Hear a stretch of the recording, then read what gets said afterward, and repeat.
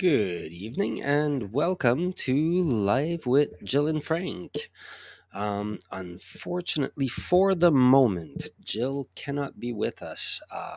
She was driving back home. She's a little bit late, I just spoke to her and she said she may join us from the road. So who knows? Um, she might be audio only. We will see what happens. Unfortunately, that leaves me entirely in the driver's seat right now. And so, you know what? I think what I am going to do is I'm going to revert back to. Actually, you know what? No, I want to bring it back to.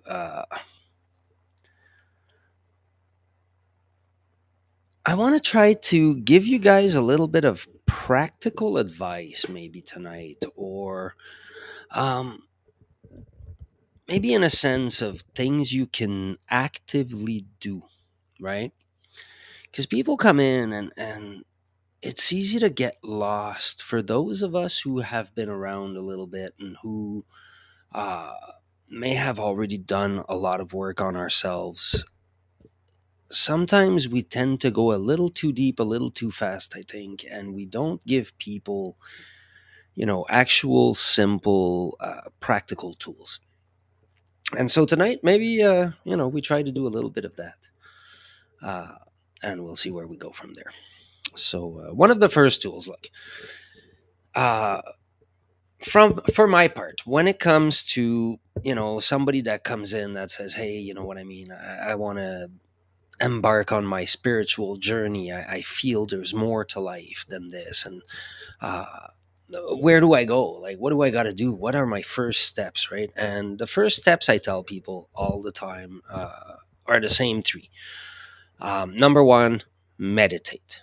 I can't push that enough. I Maybe it's because I'm what could I say?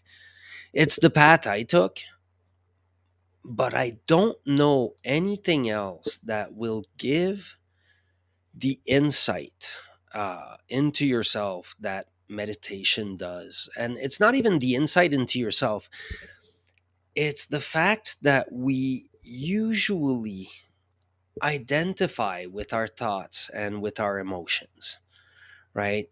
And what meditation allows, number one of the things meditation does is regulate your body, regulate your blood flow. It calms you down, it regulates your breathing, so your entire being becomes altogether more at peace to begin with. That in turn allows you to think better, allows you to like anything you'll do, it'll basically help you do better.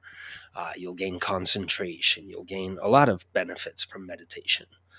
But also, and I think the most important benefit you'll gain from it is in a detachment that happens from your thoughts and your emotion.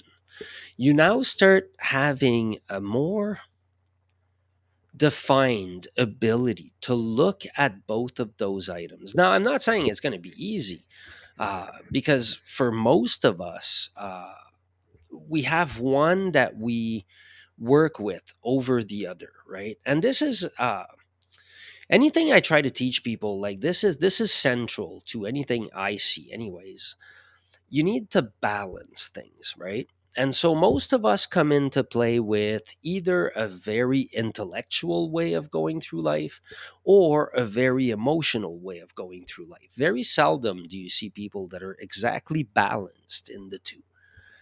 Now that balance should be our aim, because both of those tools, our mind and our emotions, are very valid. Except if they're out of balance, then they kind of counter each other. They don't work well in tandem. That working in tandem is very important. If you can balance your emotions and your thoughts, you start getting to a place where the one can influence the other at any given time. Uh, Now, the other thing that is very, very important in all this is that it will also awaken a third one. And that one is more important than anything, but it'll start awakening your intuition, right? We all have intuition. We all feel intuition. We all have acknowledged at one point or another in our life intuition, I would venture. We all have had a gut feeling about something. We went like, you know what? And then later we go, I knew I shouldn't have gone there. Like something was telling me, don't go there, don't go. And I went anyways, right? Like most people have stories like that. Well, that's something you can start listening to. But the problem is, it's like if you had three voices and there's the two very, very loud ones, like your mind and your emotions. They can get very loud. One Sometimes one silences the other depending on the individual, uh, and then we seek to balance them. But under that, there's a third voice, and that voice is your intuition, and it is much quieter. However, it's the one that's always right. And so if you do start listening to that voice that every time you go, "Oh, I should have listened to that. I knew whatever." Now you start having a different relationship with yourself and with the world. But meditation is the thing that for some reason or another allows you to quiet the rest enough to bring that voice into play, to make it louder in a way.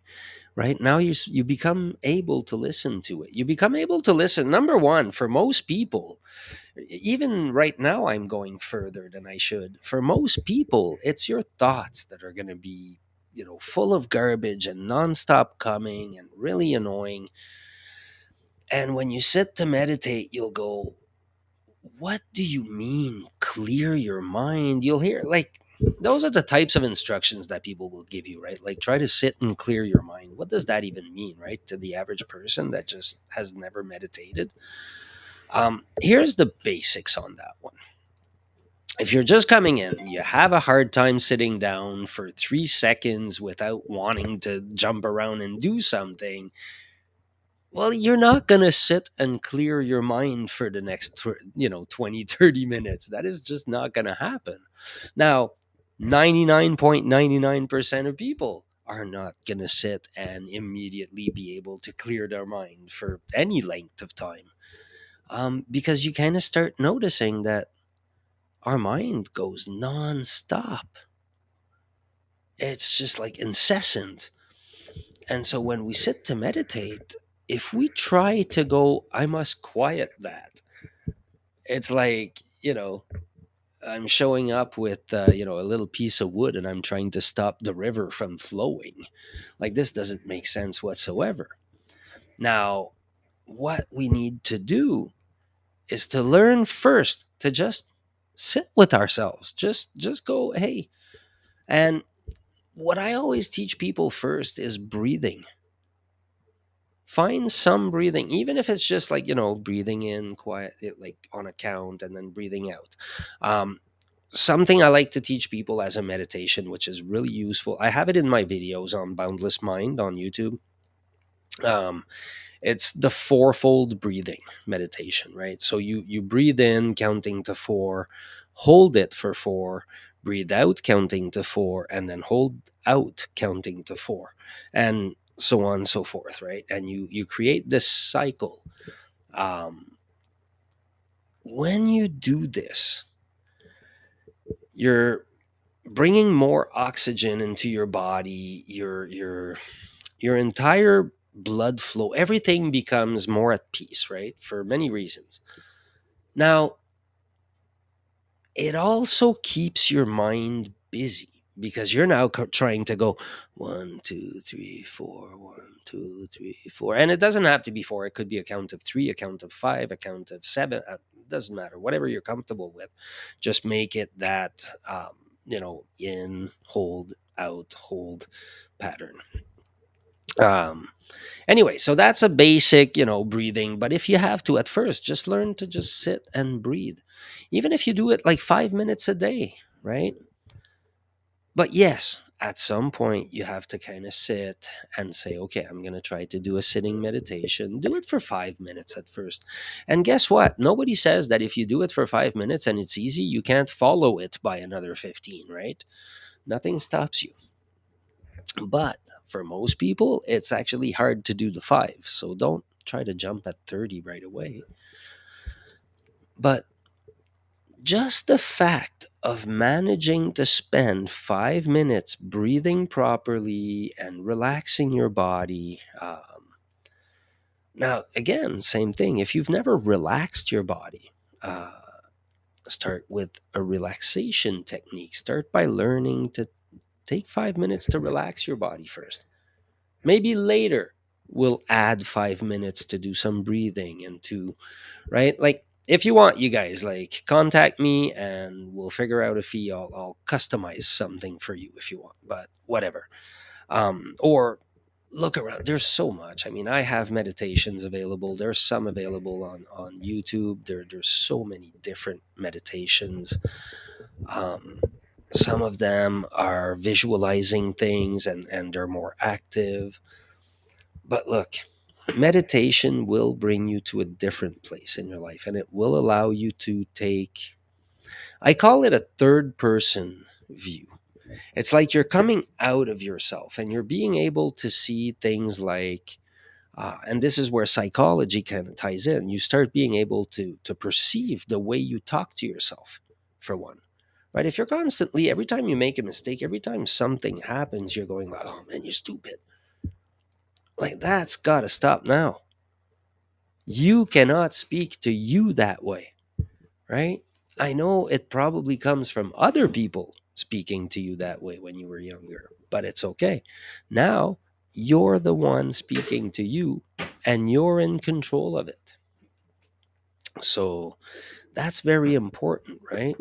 Your emotions, if your emotions get completely out of hand and they take over, and all of a sudden you're making like completely emotional decisions, and there's no rationality in anything you do, well, you know then you have to kind of balance it too. And that's a very important thing, and meditation allows you to come out and look at that from that outside place. So that was my really long spiel on meditation. The next thing I tell people is try to have a journal, right? uh, there's something about writing that is absolutely magical. Now, as an emotional tool, let's say, like, if you want, here, I'll give you a thing. A friend of mine gave me that, I like, she called it a brain dump, and I thought it was fantastic. At any time, like, if you're having an overwhelming day, you're freaking out, things are not happening right, you're like, ah you don't know where to head, sit down, take out a piece of paper and write down everything you're going through. So go like, oh my God, I'm freaking out because, like, my wife, I don't know, whatever. We argued this morning. You know, my kid kicked the dog. Blah blah blah. Like, I don't know how I'm gonna pay the rent this month. I don't know. What's going to happen with my broken car that's not working anymore. And you've got a bunch of stuff, right? And just write it all down. And for some reason, it has a very uh, healing effect. It's like you're taking everything that's inside you and very confusing, and you're taking it outside of you as if somebody else brought you the problem now. And you were calm and going like, oh, well, wait a minute. Let me look at your problem and see how I can help you. And that's always a lot easier than looking at our own problem, isn't it? Well, when you commit things to paper, it kind of has that same effect. Now, don't take my word for it. Just give it a try. Give it a try. Write anything on paper, and you'll see. Now, here's something. If you're dealing with traumas and you're dealing with people that have hurt you in your life, that is also, now that one. Look, if you're dealing with that kind of stuff, try to be followed by someone. It's just the right. traumas can come and hurt you really badly. So deal with them very carefully and always try to deal with them with professionals. But that being said, something that was very healing for me for dealing with people that had hurt me is to write letters, right? Now, I'm not saying to send the letters. I'm just saying to write the letter, and there's a big difference. Now, for a long time, I personally I hated my dad. For better or for worse, was he that bad of a person? Was he, not really. He was to me. He was in the way I perceived things, and that's all that really matters in the end. And I had to write like a very hateful letter at the time because I literally I hated him for years for all kinds of stuff that some of it was related to him, some of it wasn't even related to him in the end. But I took it all out in that letter and really said everything I would have liked to say to him, and that was very healing. Now I later, I mean, we spoke for years after that, and then I later decided that we weren't going to speak no more, and this is how it went. But that process is an incredible process, and it's helped me with a few other things that I was holding resentments on and so on and so forth. So because that's in the end, that's the important part, you guys. You have to let go of all the hurt, right? And especially if you turn it into anger, you got to first go through that anger, then let go of what's under the anger. That's Trust me, I was there. It's a tough one. It's not an easy one. So yeah, journal, write things once a day. Just get used to questioning yourself. How do I feel today? What's my day like? Did I like anything special in my day? Did I hate anything about my day? Why did I like it? Why did I hate it? I mean, was I miserable because I work at a place that I hate? Well, then why do I work at a place that I hate? What other options are there? Are there no other options? And, I'll tell you something that coaching has taught me: the power that is in a question. So if you start questioning yourself, always try a new question. Here's an example. I'm sitting at home. I need to feed my family. I don't have a job, whatever, and I need to pay my rent, so on and so forth. And I'm asking myself, where can I get a job? Right? Now, as I'm looking for a job, my family is still already, like we're stretching it thin, things are not happening. But wouldn't it be a better question if I asked myself, how can I pay my rent and how can I pay my food and my bills this month? Does it have to be a job? Because a job is a slow process, right? So you might find out, okay, well, I'm going to get a job, but also I could also, Uncle Bob said he would lend me money anytime, or whatever the case, right? But now your brain is starting to work in a new direction. It's opening other opportunities for you to find a way to pay your bills. And it's a weird example, but I mean, in anything you do in life, sometimes if you change the question to a new one, you get a much more enlightening answer. And so journaling is something that will help you develop that in life. The other tool that I always tell people to start with, and that everybody should, at least for some time in their life, use until it becomes very comfortable to use, is a gratitude book. Um, there's so much that is beneficial with that one tool. And, the truth is, whenever you mention it, people go, okay, that sounds really basic and dumb. And yet, the impact it'll have on a life is insane. All you just once a day write three things you're grateful for. And, but question yourself, say, okay, what am I? And you'll see at first, coming up with three, like, I mean, if you're anything like me, I came from a pretty rough place, like not a rough place, but well, anyway, certain rough places, let's say. And so for me, I didn't have a whole lot of gratitude at first. I didn't know how to express gratitude. I didn't know how to recognize it. And so, yeah, writing in that book was a little rough. I would be like, okay, what am I grateful for today? Like, well, I guess I have that in my life, and I guess I have this, and whatever. I mean, today I could fill an entire book each day because, yes, I have a lot to be grateful for. Is it because I have more to be grateful for than then? The weird part is that, yes, however, it's because I started being grateful then that I have more to be grateful today.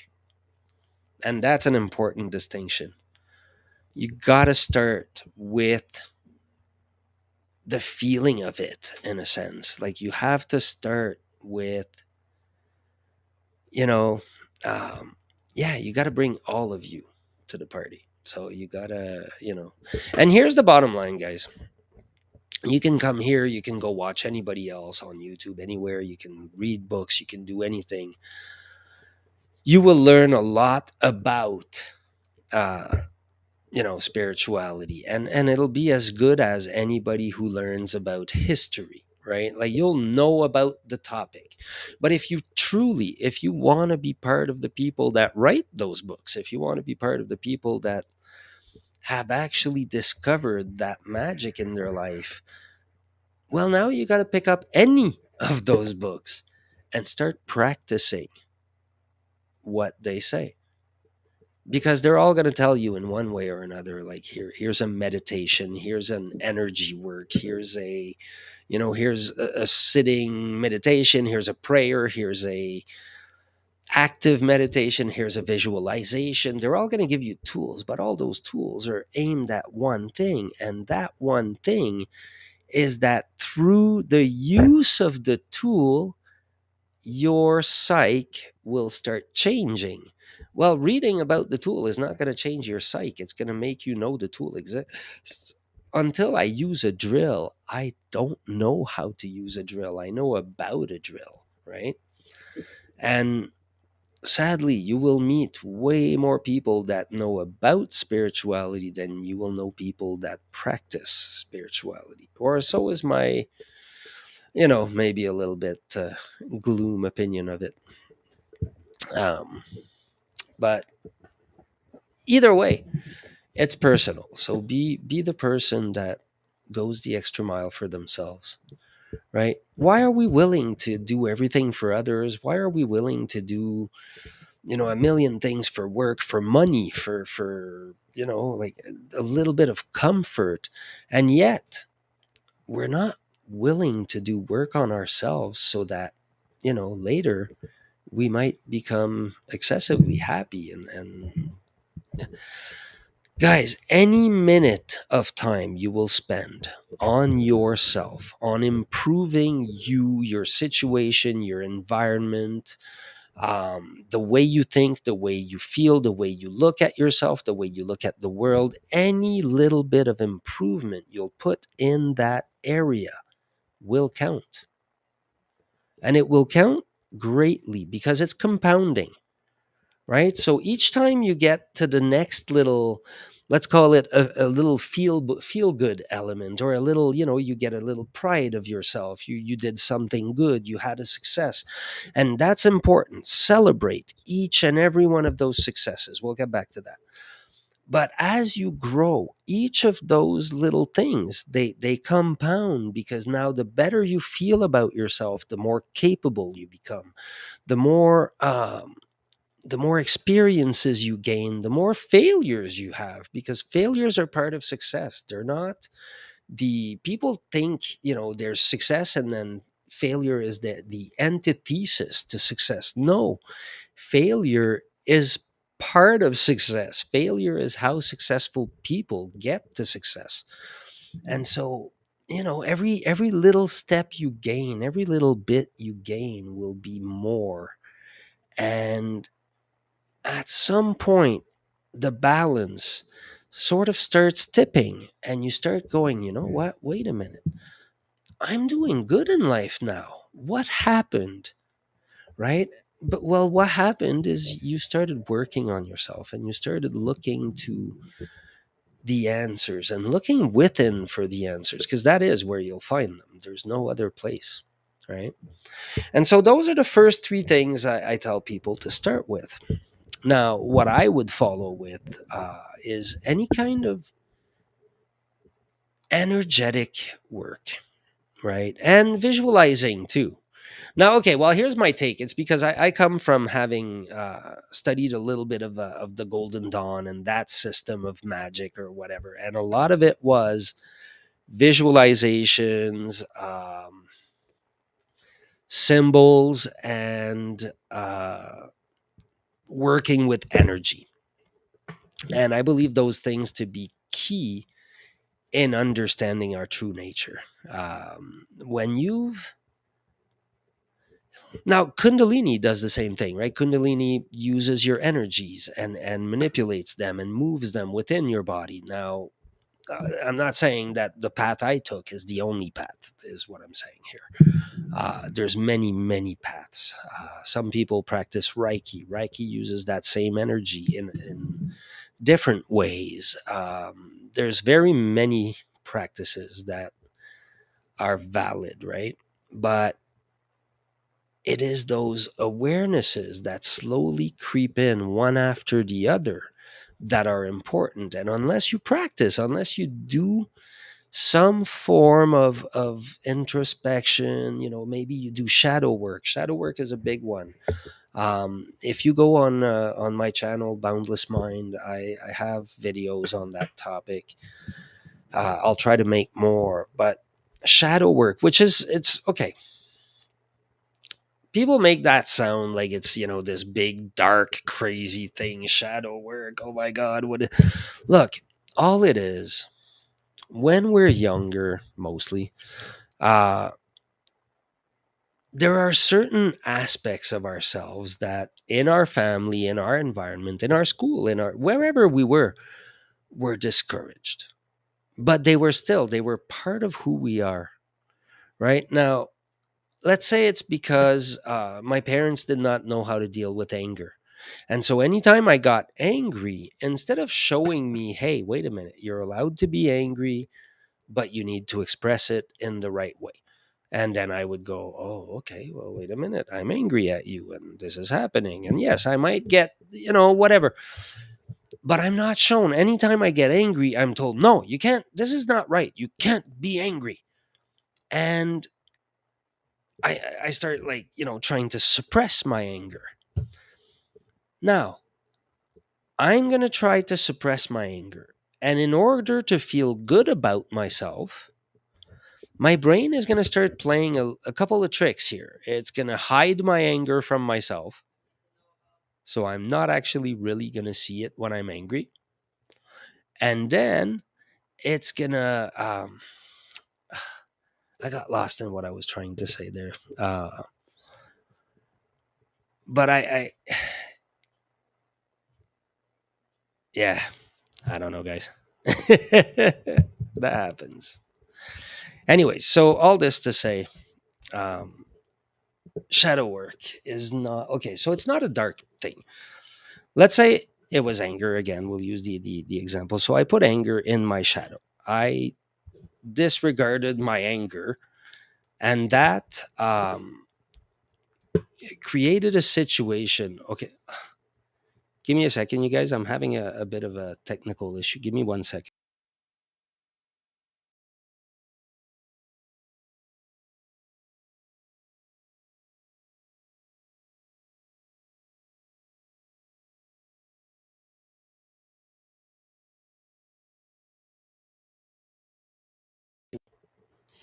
Sorry about that, you guys. Okay, so anyways,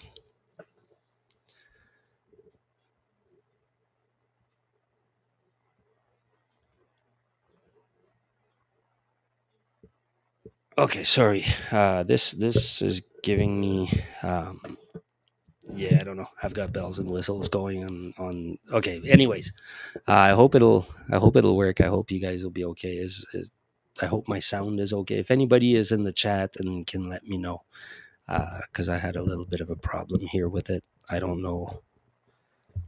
Something went wrong. Anyways, so you guys, those are the things that I tend to value when people start with their spiritual journey. Sorry about that. I got totally my mind shifted when that problem happened, and now I'm like, Jill, where are you? Okay, so now let me come back to the gratitude thing, because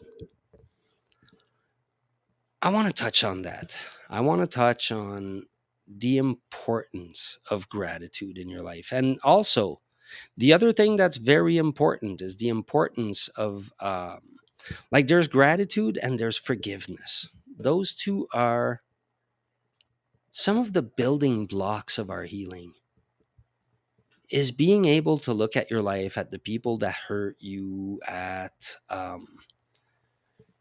the ways you may have hurt others, right? Like a lot of people struggle with that. That's a big part of forgiveness, is forgiving yourself, not only forgiving others, right? But if you're able to forgive and you're able to have gratitude for your life, the rest of life will continue happening to you. The rest of life will continue, uh, like, yeah, you'll have difficult moments.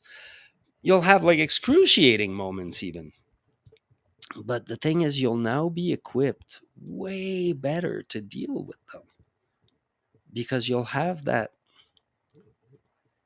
a clean slate, if you will. You'll have, when you're holding on to resentments, when you have hatred, when you have anger, when you have all those things in your heart, when you carry all that with you, everything else you come in contact with will be colored, will be filtered by that. And now you'll perceive the world as a really, really terrible place. And all you're doing is you're perceiving the parts of yourself that you don't want to see everywhere else. It's like this boogeyman kind of creation from your own mind, right? Like you perceive everything. Now, is what you perceive real? Yes, it is, right? But here's the thing. I can let's say you and I, you're a very angry person. You're very like, you're caught in yourself all day. You're very, stressed out, whatever. And we both meet the same person. Now, when that person talks to us, let's say they tell us about their family, and they say something like, I don't know. Oh, like my kid was being pretty bad yesterday, and I kind of yelled at him a little bit too much. And so I went and got him some ice cream. I don't know. And then one of us is going like, oh, yeah, that's great. So was the kid feeling better after? And the other one might be going like, oh, what the hell, man? Whatever. Like, seriously, you bought him ice cream? Like, what the heck, man? It's not like you hit the kid or whatever. You know what I mean? Like, because we're both coming from a different internal reaction to the same thing being said. We live in the same world, that person and I, where the same events happen. But I said him and I. I guess I'm the calmer person here then. But I mean, both people have the same environment. They're just reacting to it differently based on their past, based on their inner uh, situation, if you will, their inner state. And so that's important to know. That is very important. And that's what shadow work is about. Because when We have, and we all do. Like, don't get me wrong. Don't go, oh my God, I think I might be wrong because I have shadows. Like these other people, they don't. Or we all have crap that we're blind to. We all have very, very many blinders. And, there's only one difference between the different people is some of us know, some of us don't. But we all have the blinders. I have blinders. I don't think I do, but I'll discover some and I'll go, oh, really? That's me? How could I be like this for years? Because that's just the way it goes. We have those blinders and we need to remove as many as possible and be open. That's key. Be open to the possibility that you have blinders. Be open to the possibility that you have it all wrong, even. Who knows? I had it all wrong before. Look, when I was a teenager, here's what I grew up thinking. My I had a sentence that I used to write everywhere. So if you saw this on a bus, it wasn't me. But I used to have a sentence I wrote everywhere, and it said, "Society, I have seen what you do to those who work for you. You won't get me." Like, I was a little punk. I had a mohawk at the time and stuff, but um, but that was how my brain worked. That was the direction that I was taking in life. And well, guess what? It doesn't really work so well. You don't end up being a productive member of society that way. And so at some point, I had to completely stop and go, wait up. How about I change everything I believe from one end to the other and see what happens? And I did. And I decided I was going to become a productive member of society. And, believe it or not, I made my way all the way up to like being general manager of companies and owning my own company and whatever. And then I went, okay, well, that was cool. Because you know what?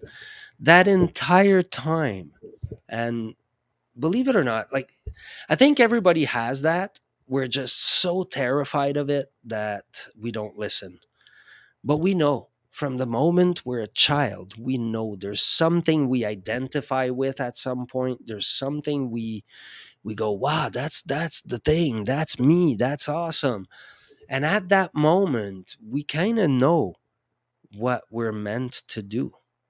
Right. And for me, it was this. For me, like, this is where I know that I'm supposed to be. And whether I help 3 people or 3,000 or 3 million or 3 billion, it's okay. It's just that was somehow what I was called to do when I was younger. And now I'm doing it. And I think that's actually fantastic. So, guys, look for that something. Look for who you were when you were a kid and forget what they told you that you couldn't be, or that it was wrong to be, or that, you didn't have the ability to be, whatever it was, man. Like, don't rely on what anybody said ever in your life. Double check all of it. Because guess what? Parents, we all suck.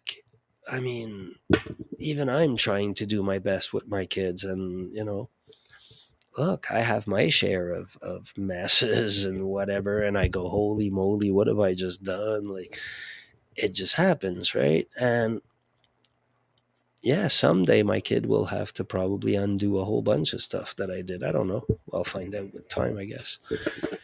But that's just the nature of it. This is how we work as humans, and we need to accept that. That's the time that we're coming at, you guys, right? I hope you know that we're reaching a time where humanity is actually having to accept itself. I think I'm just going to leave it at that tonight. I don't want to get into that topic. We will at length at some point.